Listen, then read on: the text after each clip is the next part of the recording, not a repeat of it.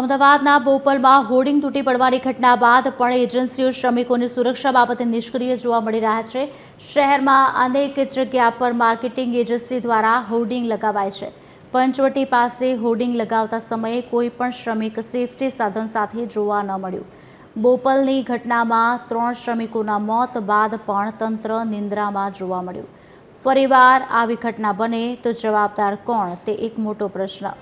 બોપલની ઘટનામાં કોન્ટ્રાક્ટર સામે ગુનો નોંધી પોલીસે ધરપકડ કરી છે।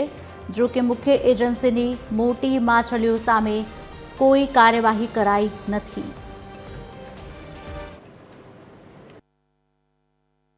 અમદાવાદના બોપલ વિસ્તારમાં હાલમાં જ હોર્ડિંગ્સ લગાવતા સમયે અકસ્માતનો બનાવ બન્યો હતો અને નીચે પટકાતા 2 શ્રમિકોના મોત થયા હતા।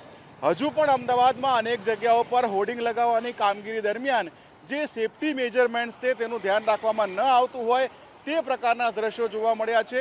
આ દ્રશ્યો અમદાવાદના પંચવટી 5 રસ્તા પાસેના છે કે જ્યાં આપણે જોઈ શકીએ છીએ કે મોટું હોર્ડિંગ્સ લગાવવામાં આવી રહ્યું છે, પરંતુ હોર્ડિંગ્સ લગાવનાર વ્યક્તિ સેફટીના સાધનો વિના જ આ કામગીરી કરી રહ્યા હોય અને જે દ્રશ્યો આપણે જોઈ શકીએ છીએ આ જ પ્રકારે બોપલમાં પણ 15 જેટલા શ્રમિકો કામગીરી કરી રહ્યા હતા અને અચાનક જ 10 શ્રમિકો નીચે પટકાયા, જેમાં 2 વ્યક્તિનું ઘટના સ્થળે જ મોત થયું। આ ઘટના બાદ પણ તમામ જે એજન્સીઓ છે તે એજન્સીઓ દ્વારા તકેદારી રાખવામાં નથી આવતી અને જેના કારણે આ પ્રકારે શ્રમિકોના મોત થાય છે। હવે આ પ્રકારની કામગીરી પાછળ જે પણ જવાબદાર લોકો છે તેની સામે તંત્ર ક્યારે કાર્યવાહી કરે છે તે જોવાનું રહ્યું। કેમેરા પર્સન ધર્મેન્દ્ર સોલંકી સાથે ભાવેશ રાજપૂત, TV13 ગુજરાતી, અમદાવાદ।